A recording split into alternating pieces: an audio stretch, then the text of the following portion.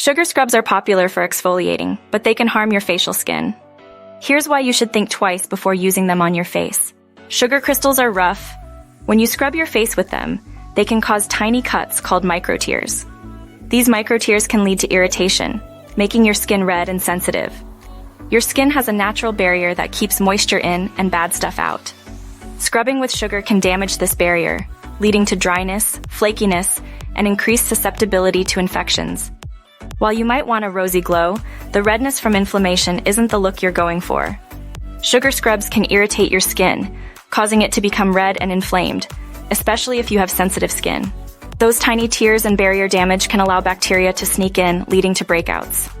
If you're acne-prone, sugar scrubs can make things worse by spreading bacteria around your face. After using a sugar scrub, your skin might feel smooth at first, but this can be deceptive. Over time, the damage to your skin's barrier can lead to dryness and flakiness. Opt for gentler exfoliation methods to maintain healthy, radiant skin without the risk of damage.